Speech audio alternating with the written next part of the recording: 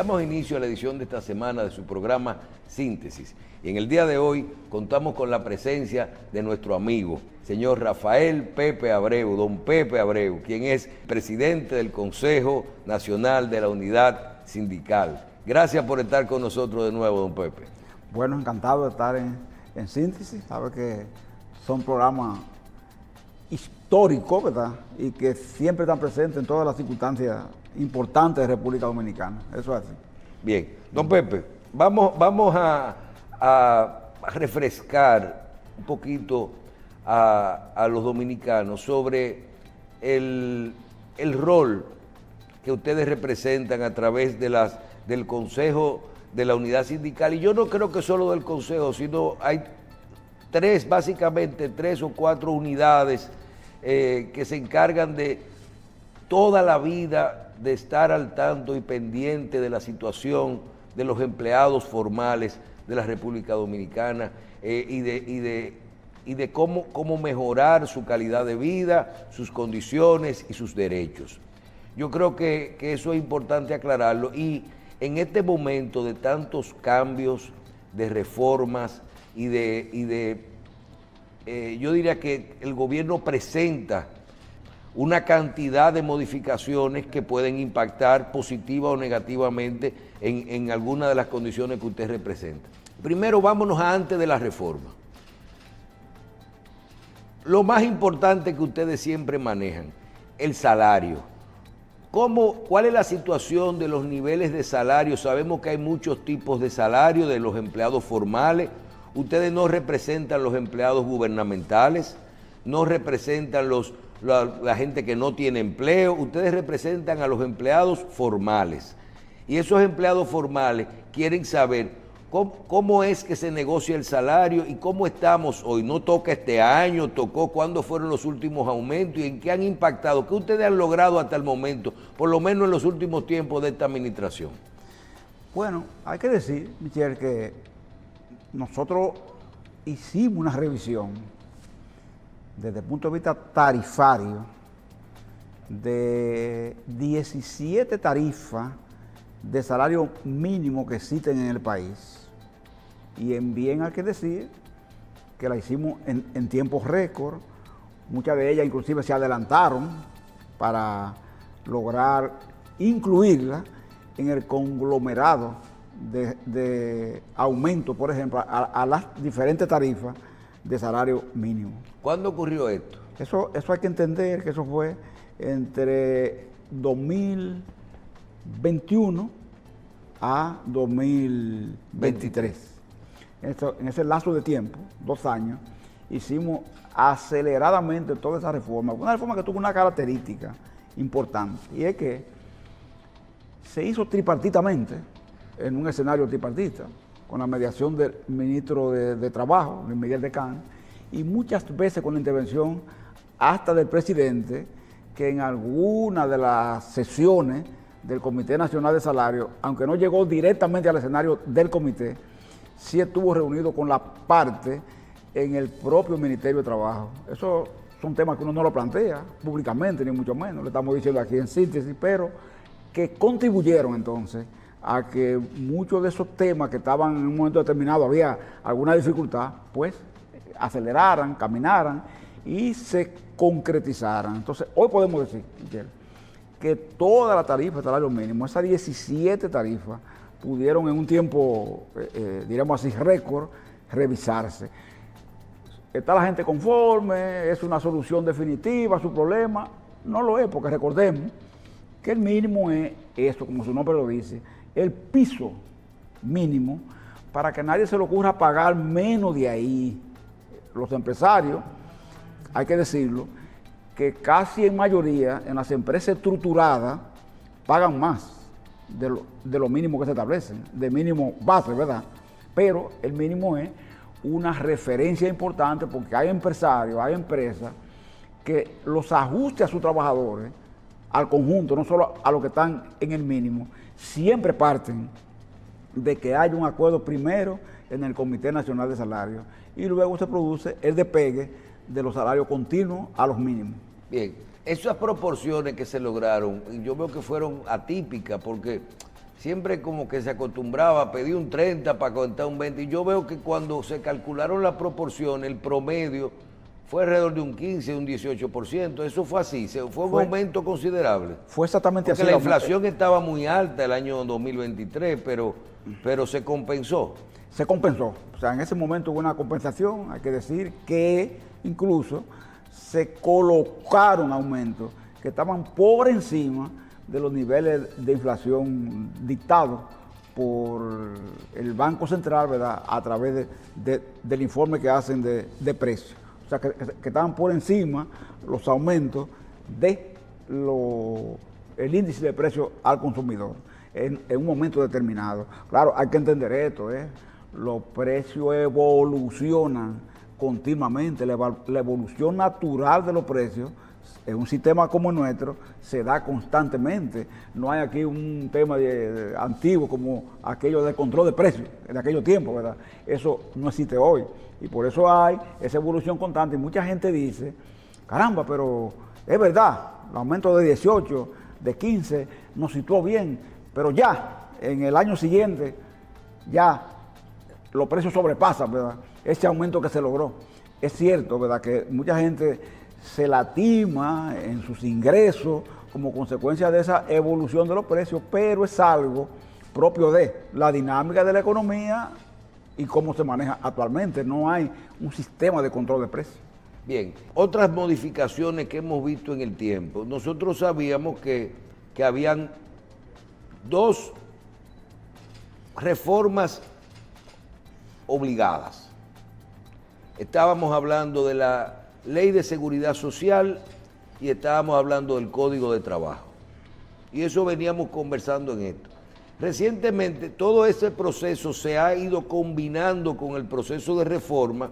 El gobierno trazó otra agenda en la que dijo primero una reforma constitucional, luego una reforma vamos con la fiscal, ahí mismo vamos a tratar el Código de Trabajo, la seguridad social y seguimos con temas hasta de reformas en seguridad ciudadana, en educación, en salud y todo eso.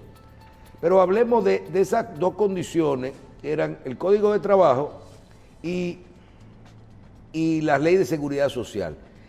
Hace unas cuantas semanas participé en una actividad donde se anunciaba, y usted estaba presente, algunas modificaciones, ya acuerdos que se han logrado con respecto, no sé si al Código de Trabajo o se habló de algunas mejorías. Por ejemplo, se habló del teletrabajo, se ha hablado del trabajo a distancia, se ha hablado de que hay más días de vacaciones. ¿Qué otras cosas se han logrado dentro de todas estas modificaciones que se necesitan? No hablemos de seguridad social todavía. ¿Sabe, Michel, que tanto en síntesis como en la revista, nosotros hemos tratado, ¿verdad?, constantemente ese tema, porque no nos olvidemos, el tema código comenzó en el gobierno pasado. O sea, ha habido una discusión que ha durado 11 años, exactamente.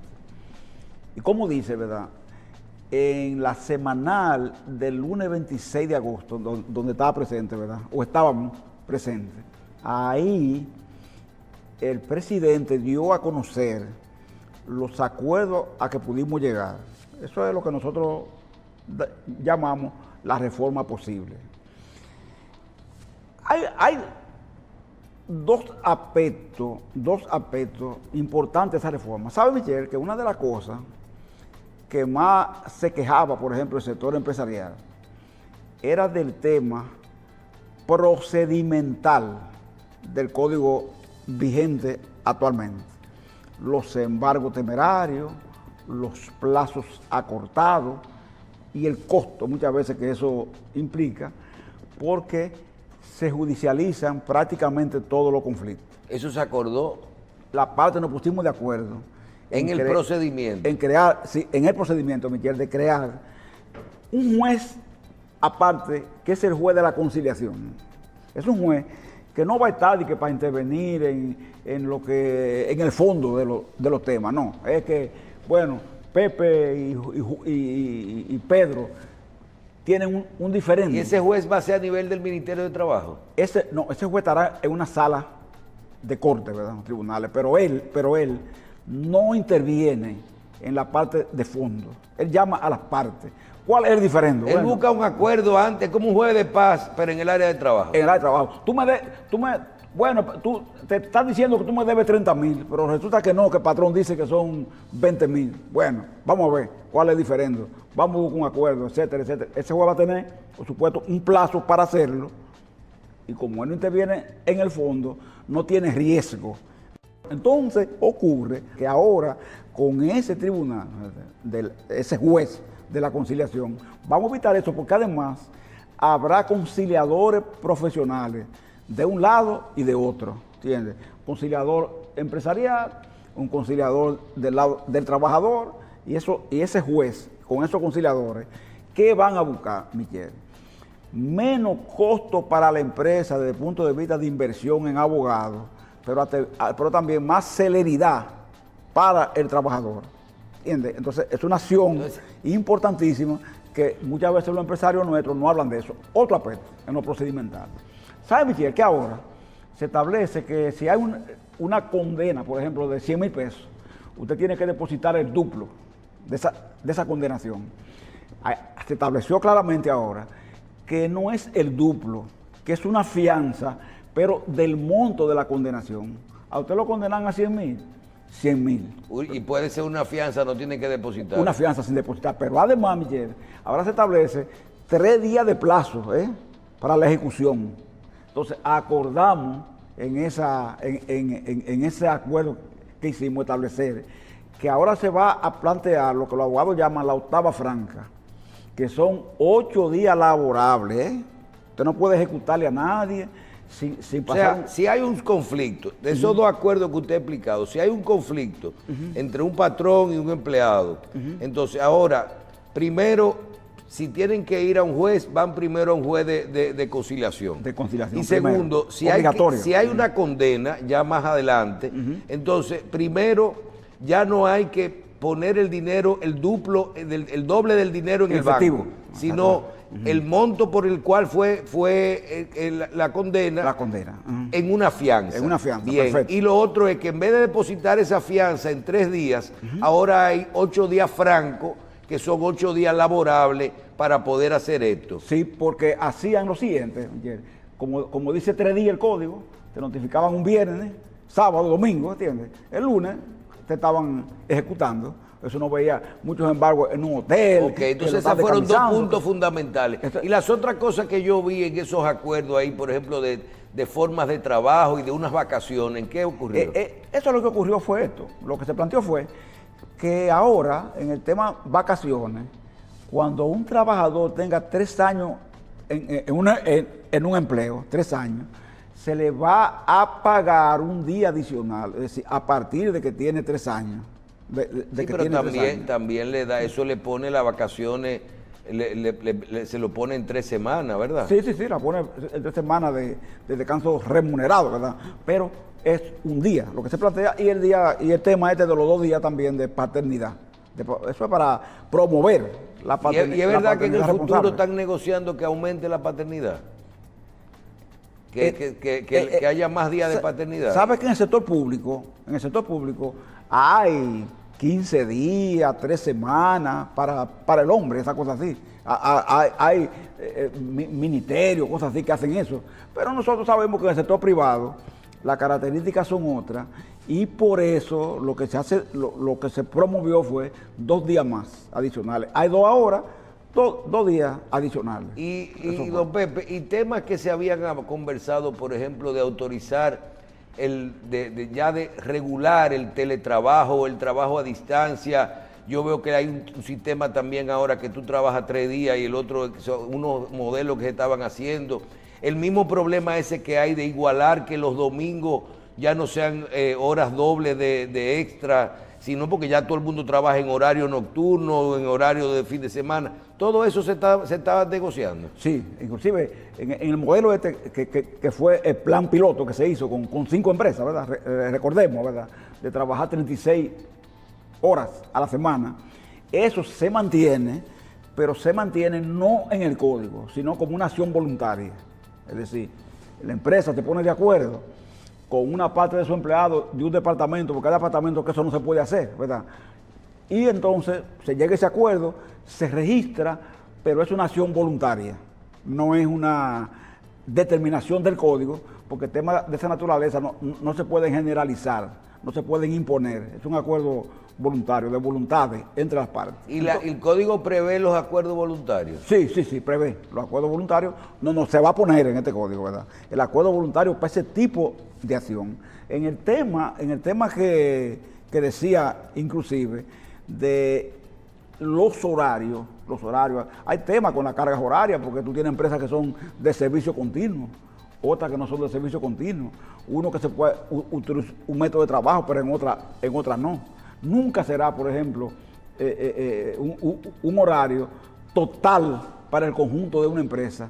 Siempre habrá determinada variable. Entonces también se puso el tema de registrar acuerdos que se pueden dar, aunque con sindicatos, pero si no hay sindicatos, con 1% de los trabajadores, para entonces determinar si esa empresa va a trabajar corrido, ¿me entiendes? Corrido hasta el sábado o hasta las 12, o si tiene que trabajar, por ejemplo, un domingo, porque la necesidad de la producción implique eso. Todo eso se va a discutir. Toda esa parte está discutida ya y es parte de los temas que se van a someter al Congreso. Ya esto nada más está, Michelle, a la espera de que se haga el resumen de lo acordado y se cree la concordancia entre los artículos que quedaron sin modificar y los que fueron modificados, para entonces presentarlo al Congreso, que fue lo que el presidente anunció. Él habló de 10 días, ¿verdad? Pero lógicamente a veces... Sí, pero la reforma se ha retrasado. Tú no lo puedes hacer en 10 días, ¿tú entiendes? Necesita tiempo. Don Pepe, en el caso y hablemos de la cesantía al final, hay unos sectores que quieren saber si en esas modificaciones todavía da tiempo de incluir algunas solicitudes de algunos sectores. Y son sectores que se acercan a los medios. Por ejemplo, la juventud. La juventud, las personas que son graduadas, recién graduadas, su primer empleo. Y se había considerado que tanto el gobierno como las empresas pudieran plantear algún tipo de acuerdo para que hubiera algún tipo de incentivo al primer empleo. Y uno de esos acuerdos era, por ejemplo, que el gobierno, si tú contratabas a un joven sin experiencia, pero con su primer empleo, que en vez de tú convertirlo en un empleado formal a los 3 meses, lo convirtiera a los 6 meses. Y que hubieran una serie de concesiones fiscales, por ejemplo, ya no de parte de la empresa, sino de parte del gobierno, del Estado para esto.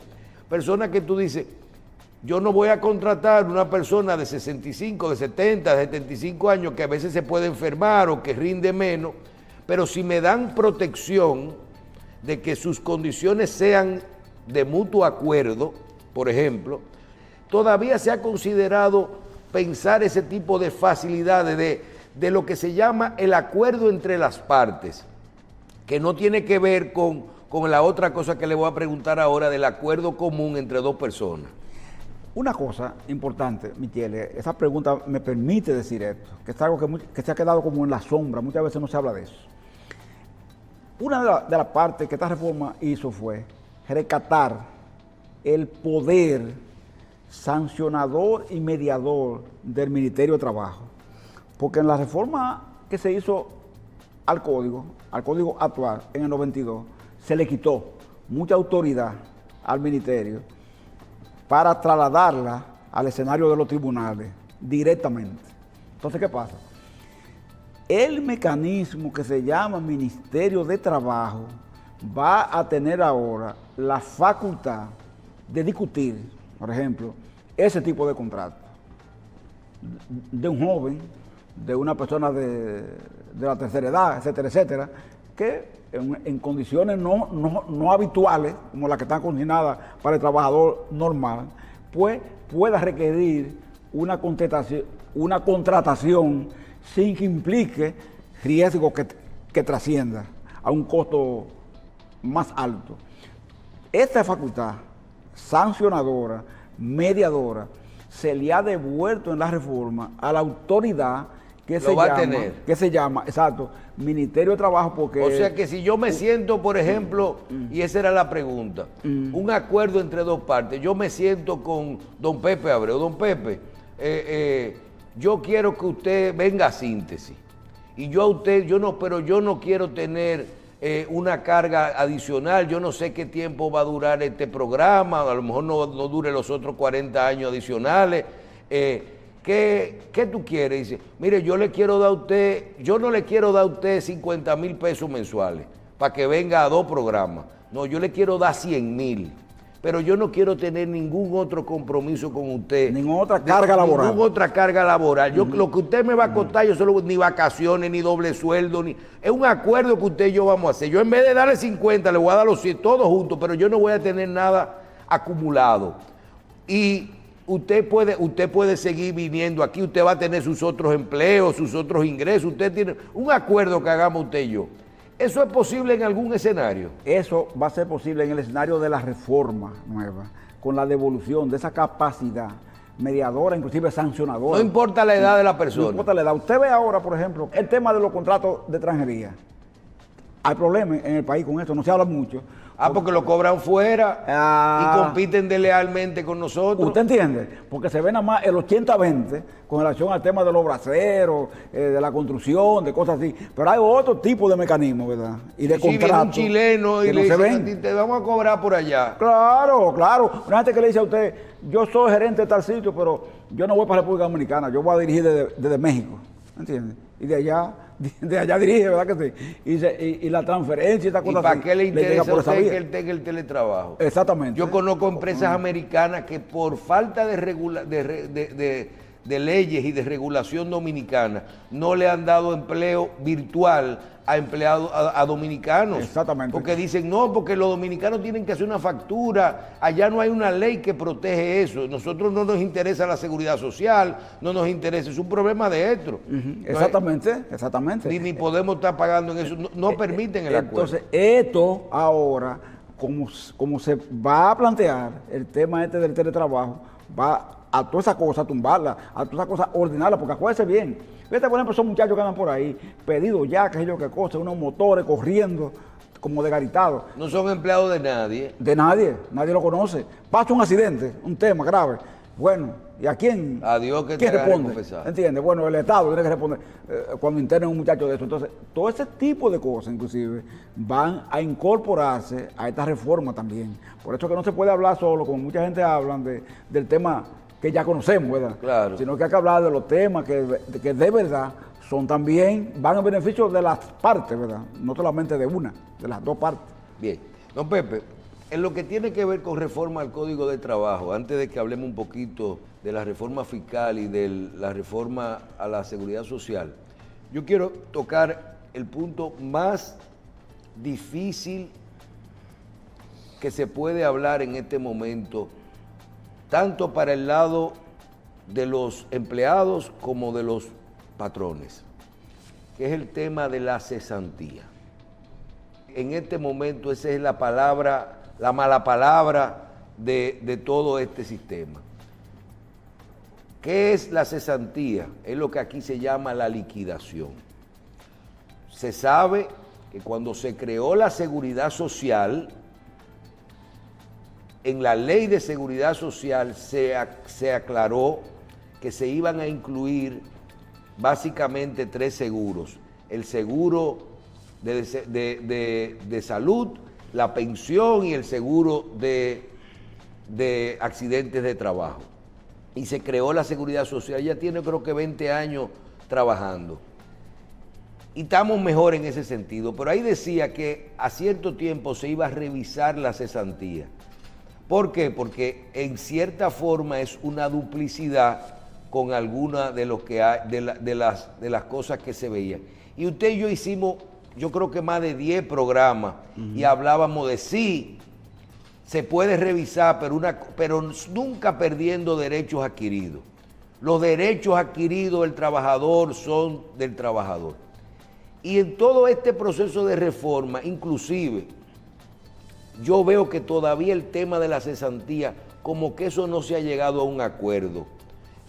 Una cosa es que a ti te quiten tu cesantía o tu derecho de tu liquidación, y otra cosa es que tú digas, bueno, si un empleado entró bajo ese sistema, continúa bajo ese sistema. Otra cosa es que si te dicen, si un empleado entró bajo ese sistema, se hace un corte, no pierde los derechos adquiridos que tiene, pero continúa con el otro sistema. Y los empleados nuevos que entran, entrarán con el sistema sin cesantía, pero con la ley de seguridad social, y tal vez algunos argumentos que usted planteó, una vez recuerdo cuando el COVID, que fue genial, cuando usted habló de un seguro de desempleo, algo que pudiera compensar esto de ahí con otro tipo de fondos. En este momento, no se puede hablar de cesantía, se va a quedar afuera el tema de la cesantía para lograr el consenso en los otros acuerdos, como usted le dijo, el código posible. Se va a lograr en eso y se va a quedar afuera otra vez el tema de la cesantía, o se llegó en algún punto a poder respetar los derechos adquiridos, pero que con un mutuo acuerdo puedan entrar empleados nuevos con el sistema tradicional y sin esto de la cesantía. Michelle, voy a decir algo que sucedió con ese tema. El 26, ese lunes 26, que se iba a dar a conocer la reforma en la semanal, nosotros fuimos invitados a llegar antes al Palacio. Y llegamos al Palacio, los tres dirigentes, ¿verdad?, que conocen, de las tres confederaciones, Gabriel, Jacobo y yo. Llegó el sector empresarial encabezado por César Juan, y estaba el ministro, y el presidente nos invitó a un despacho. Y fuimos, esas personas que mencioné. Y ahí el presidente dijo, bueno, me han planteado que está consensuado el 97% de los artículos del código, etcétera, etcétera. Por eso yo he convocado este evento. Entonces, él preguntó, ¿qué es lo que falta entonces? Usted sabe que los presidentes siempre preguntan, aunque sepan, ¿verdad? Pero preguntan. Recuerdo que yo tomé la palabra y dije, mire, presidente, ese tema de la cesantía ha sido recurrente desde que esto se comenzó. No hubo acuerdo, pero yo pienso que en las actuales condiciones no habrá acuerdo tampoco, aunque se nos dé un tiempo más, no va a haber acuerdo. Así, Michelle, porque entonces el presidente mantuvo la convocatoria y anunció lo que anunció. Él dijo, todos los artículos consensuados los enviaremos al Congreso. Los no consensuados, entre lo que está la cesantía, no serán sujetos de esta reforma, serán sujetos de otra reforma. ¿Qué quiero decir con esto, Michelle? Que para nosotros la discusión sobre la reforma laboral concluyó ahí, en la parte tripartita. Recordar siempre que hay un escenario que es el Congreso, va para allá, ¿verdad que sí? Y yo no sé si algún diputado, senador, etcétera, tenga una fórmula nueva o invente algo distinto, pero hasta ahora ese fue el acuerdo, como lo he dicho siempre, posible en esta circunstancia. ¿Y qué pasó ahora hablando, ya yo no sé hasta dónde usted usted representa una de las tres centrales, pero ¿qué pasó en el camino? Que cuando se venía, yo veía realmente indicadores de consenso, no total, pero de que por lo menos se respetaran los derechos adquiridos de lo que hay, de que se mejoraran los niveles de salario, de que se podría crear un nivel de desempleo, de un seguro de desempleo, yo veía algunos indicadores de consenso. ¿Qué pasó que se cayó todo? Pasó que recuérdese que nosotros estábamos... ¿Se trancaron los empresarios? Se trancaron mucho, al punto que, oiga esto, por ejemplo, el doctor Rafael Albuquerque... Porque la verdad que el ministro de Trabajo ha hecho, yo creo que... Un excelente trabajo en ese aspecto, ¿eh? Pero recuérdese que el doctor Rafael Albuquerque, que ha sido el asesor tradicional nuestro, fue uno de los tres reformadores del código, junto con Milton Ray y Lupo Hernández Rueda. Él llegó a proponer en la mesa de negociación, antes de todo esto que estamos diciendo, que la cesantía entonces había que como sacarla del contexto de cómo está sindicada en el código actual. Entonces, él planteó a los empresarios, señores, vamos a crear entonces un instituto que sea quien pague el tema de la cesantía con los aportes empresariales, que lo administre el empresariado también, ese instituto. Como si fuera un fondo de pensiones, pero de cesantía. De cesantía, exactamente. Y que además eso pueda ser validado de manera que la renta reconozca eso. Sí, los empresarios entonces se reunieron, hicieron unos cálculos y vinieron de allá para acá, vía el ministro, diciendo que eso no se podía porque era igual que la cesantía. O sea, que los montos a ellos le daban, que eso iba a ser igual que la cesantía. Ahí no se pudo entonces continuar con la posibilidad de ese instrumento jurídico que está ahí, que es un derecho eventual no adquirido, pues pudiese buscársele alguna fórmula de solución. Y por eso llegó ahí. Michelle, la cesantía es hija de la precariedad, porque si uno analiza los países desarrollados, nórdicos, Estados Unidos, Canadá, etcétera, etcétera. No, y usted está diciendo que se puede hacer acuerdos Eso con no un código existe. nuevo. Es claro, eso no existe. La cesantía como figura no existe en esos lugares. ¿Por qué? Porque hay un sistema de protección social, que era lo mismo que es lo mismo que se ha discutido mucho en la revista, con respecto al tema referido a la seguridad social en el país. Entonces, en la seguridad social, eso es lo que usted dice, artículo 50 de esa ley, 8701, establece que a los 18 meses de estar vigente la ley de seguridad social, se haría un estudio para determinar la posibilidad de sustituir la actual cesantía por un seguro de desempleo. Usted sabe que Milton Ray Guevara era el ministro de Trabajo en ese tiempo. A él tocó el código, pero también ministro de Trabajo del gobierno de Hipólito. Y él mandó a hacer el estudio. Él lo mandó a hacer. Un estudio internacional para determinar eso, etcétera, etcétera. Pero eso después se archivó, porque los mismos empresarios consideraron que podía ser más costoso que la misma cesantía. O sea, los empresarios, en definitiva, Michelle, ellos estaban en una idea, era de rebaja, de bajar, de poner techo. En eso era que ellos estaban. Entonces, todo lo que no fuera eso, Ustedes tumbaron no lo el pulso. entendían. Ustedes tumbaron el pulso ahí. Se puede decir que, yo ni siquiera quisiera decir eso, pero sí quiero decir que razonablemente, hay que decir así, la mayoría de gente estaba situada del lado de que la cesantía se mantenga como está. Claro.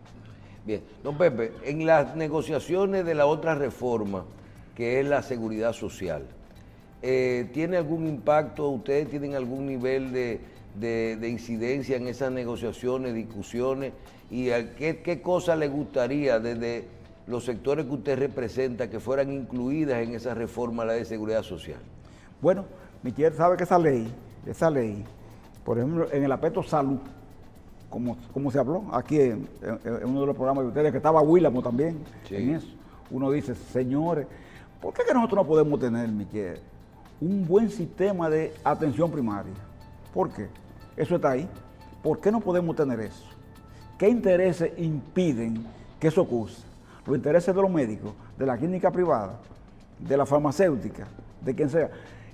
Todos esos intereses, en un momento determinado, hay que hacerle entender que sin un buen sistema de atención primaria, por ejemplo, la salud no tendrá nunca posibilidad de ser lo inclusiva que debe ser. Aquí, un tema de salud de alto costo, como se dice, significa ruina prácticamente de una empresa, de una familia, toda esa cosa. Eso hay que buscarle a eso, ¿verdad? Un correctivo, instaurando un sistema como el que hemos visto en otros países, un sistema de salud que permita una atención primaria con capacidad resolutiva, ¿entiendes? Y eso no es tan costoso, no es tan alto ni tan difícil, porque el personal, los instrumentales, los establecimientos, todas estas cosas están ahí. Aquí no hay ni siquiera un buen sistema de referencia contra referencia. Muchas veces la gente llega a un hospital, llegó al Mocoso Puello, no hay cama. ¿Y qué se hace con este? Bueno, no, se devuelve para allá o se le pone ahí a un lado porque no hay una cama. Hermano, no hay un sistema que se pueda organizar, que diga, vamos a referir a esta persona a tal sitio, que la gente se sienta protegida. No existe eso. Cuando, Michelle, aquí se dijo, tenemos una carnetización de casi 98%. Yo oí a William diciendo que quedan como 300,000 gente que no tienen un carnet de seguro. Queda muy poca gente. Mire, eso es casi absoluto, ¿entiendes? Eso está por encima de cualquier país. Sin embargo, y lo importante es que quien no está carnetizado por el contributivo o por el subsidiado es porque no tiene documentos, o sea, es por culpa de él, no es por culpa de que el Estado no te está brindando eso. Lo está haciendo, ¿verdad? Sí. Eres tú que no tienes documentos. Eso hay que reconocer. Qué distinto, ¿verdad? Entonces, son cosas que hay que reconocerlas, ¿verdad? Y que basta con organizarlas. Basta con organizarlas. Sin embargo, hay ahí muchas veces una especie de caos, una situación caótica, porque yo digo aquí hay médicos suficientes, con calidad suficiente, enfermeras, hospitales de todos los tipos, sector privado de todos los tipos. Aquí no hay necesidad de que alguien por un tema de salud tenga que arruinarse o morirse, ¿verdad? Aquí hay mucha posibilidad de hacer esa cosa. El otro sistema, ahí lo tenemos. Y lo de devolución del 30%, de que te permitan usar su fondo, ¿qué usted opina de eso? ¿Cuál es la oposición de la Central? ¿Usted no quiere que le pongan la mano a esos cuartos? Usted vio aquella auge que se armó. Porque usted nunca está muy de acuerdo. No, que nos pusimos aquí fue, de los programas, en los espacios de ustedes, donde dimos a conocer su posición, nos condenaron, nos acusaron, mire, de todo. Michelle, si eso se hubiese repartido hoy, ¿usted cree que se acordara la gente de eso? Mire, usted le daba ese 30, y hoy, como pasó en Chile, ¿verdad? Que Boric, una de las causas que llevó a Boric al poder, fue que tomó ese instrumento en la mano, junto con otros argumentos. Sí, es bonito decirle a la gente que mire, se hizo presidente sin saber lo que viene. Oiga, y hizo 3 devoluciones. A la 4ª la paró, porque él es presidente ahora. Y dijo, no, eso se detiene, eso es para aquí, porque no podemos seguir desangrando ese sistema, porque no vamos a poder entonces responder. Yo digo, Michelle, el sistema de pensiones nuestro hay que reformarlo, pero no desmontarlo, que es distinto, usted sabe. Entonces, con esa acción complaciente, que mucha gente quería oír, hoy, si eso hubiese ocurrido, los que recibieron ese 30 no se acordaran que lo recibieron, pero entonces lo tuvieran como una falta para acumular su derecho entonces a tener una pensión en el tiempo. ¿Y quién tuviera que buscarlo entonces? ¿Dónde se buscaría esa reposición de estos fondos? No habría entonces dónde buscarlo. No había capacidad de respuesta para hacer eso. Además, eso viola el pacto social. Como no lo hay, Michelle, en los países donde se hizo, en Perú se hizo, con ese desorden que tenía Perú, de 3 presidentes. Pero ya de hecho el ahorro es poco, y si lo devolvemos será menos la pensión. ¿Usted comprende lo que es? Entonces, por eso nosotros asumimos la responsabilidad de ya no encima ese tema, que muchos decían que era defendiendo a las AFP. Hermano, no es defendiendo a la AFP, es defendiéndote a ti, que cuando recibe ese 30, lo agarra, lo gasta rápidamente, y luego, entonces a la hora que llega tu edad de retiro, resulta que tú, aunque hayas trabajado 30 años, 360 cotizaciones, no iba a tener la posibilidad de recibir una pensión. ¿Y entonces? Bien, finalmente, no quiero concluir con esta conversación, don Pepe, sin que hablemos del impacto de la reforma fiscal en los empleados de nuestro país. El gobierno va a presentar una reforma fiscal y se habla de que en esta reforma podría incluir algunos aspectos que puedan perjudicar directamente al dominicano. Si hay impuestos que son a las propiedades, impuestos que son a las empresas, al beneficio, al consumo, pero cuando hay un impuesto por ejemplo, que se agregan impuestos, exenciones que se le quitan al sector, y tú dices, bueno, a mí no me importa que le pongan exenciones al turismo, que se la quiten, pero a lo mejor eso le provoca que le quiten empleo a un sector tan formal y con tanto empleo que tiene. O si le ponen ITEVIS o impuestos a cosas que no tienen, posiblemente nos impacta a nosotros en cuanto nos rinde nuestro salario.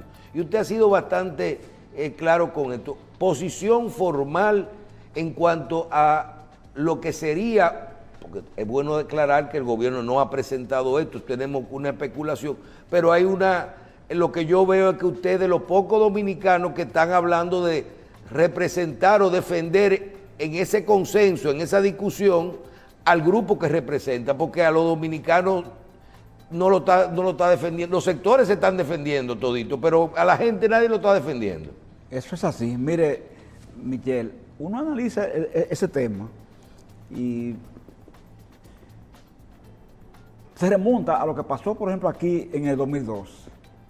En 2012 yo recuerdo que estamos en la Ucamaima, cuando la reforma de Danilo, ¿verdad? Sí, en Agripino, Danilo, con las mesas. Y Agripino estaba ahí con la mesa, y estábamos ahí todo el mundo. Llegaron los funcionarios del gobierno, y estaba el sector empresarial, y nosotros también, y varios sectores sociales.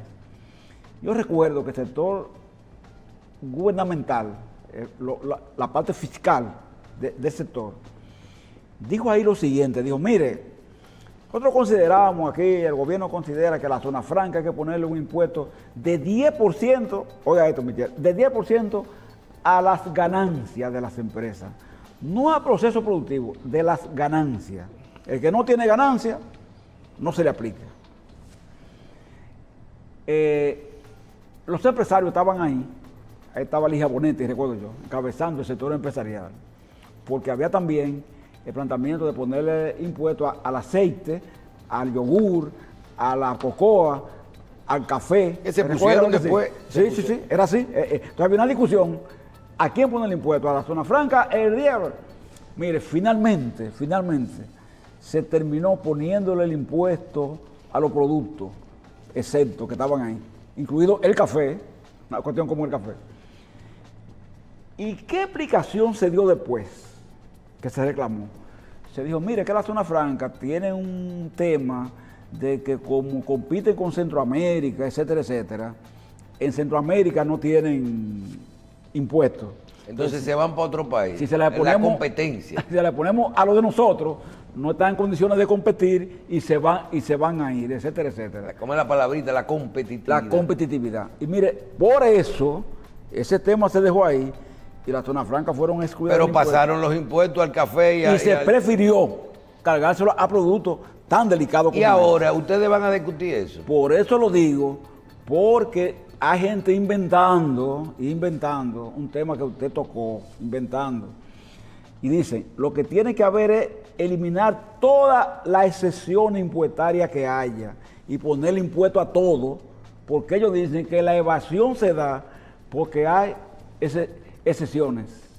Entonces, ahí, con esta mentalidad, lo pueden llevar a usted a pensar en la salud, a pensar en la educación, a pensar en otro tipo. En la otra comida. De productos exceptuados, en la otra comida. Y eso crearía un gran problema. Por eso nosotros estamos advirtiendo que lo correcto con el ITEVI es cobrar los montos que se evaden, porque aquí se habla mucho, y se habla de que hay un 40% de evasión. Bueno, pues ¿quién es que evade? ¿Dónde que están los que evaden? Porque no somos nosotros.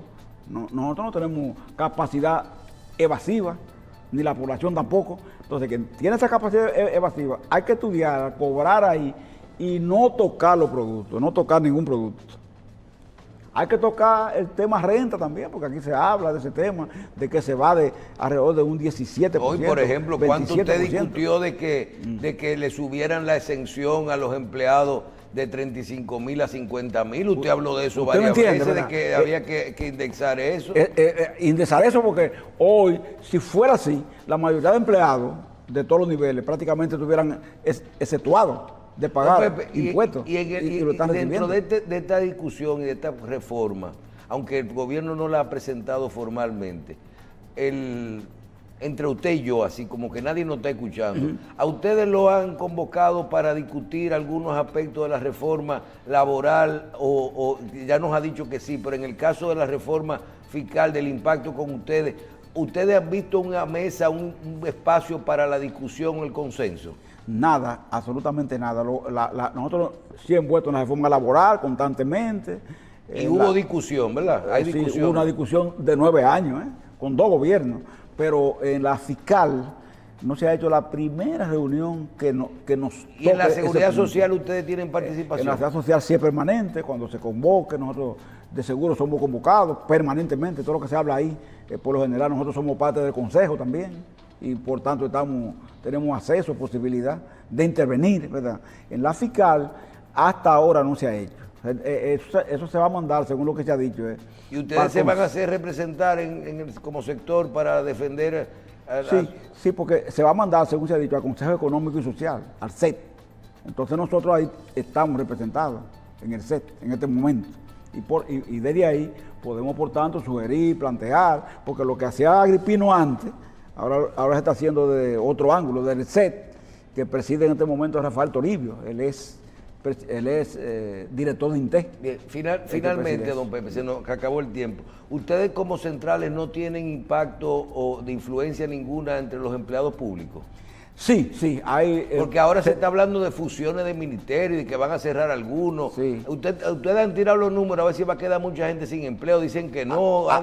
Hay sectores de nosotros, los sectores organizados nuestros, es difícil de entrarle porque son enfermeras, son maestros, es difícil entrarle a eso. Eso es muy difícil. Pero en esos ministerios que se habla, sí podían haber desplazamientos. En empleados de carrera, por ejemplo. Hay que tener cuidado. Yo lo he dicho siempre y repito esto. Un día le preguntaron a Alejandro Grullón, mire, cuando el PRD llegó al poder, el PRD tiene 5,000 empleos de más en el poder. Y dijo él, Alejandro Grullón, él dijo, yo prefiero 5,000 empleos de más a 5,000 guerrilleros en la cordillera central. Oiga, qué palabra. Dijo un capitalista, ¿verdad? En ese tiempo. Claro. Pero un capitalista inteligente, ¿verdad? Él dijo, yo prefiero que esta gente esté ahí y que reciba lo que está recibiendo a tenerlo en la calle, ¿verdad? Entonces, hoy no serían guerrilleros, serían otra cosa, ¿verdad?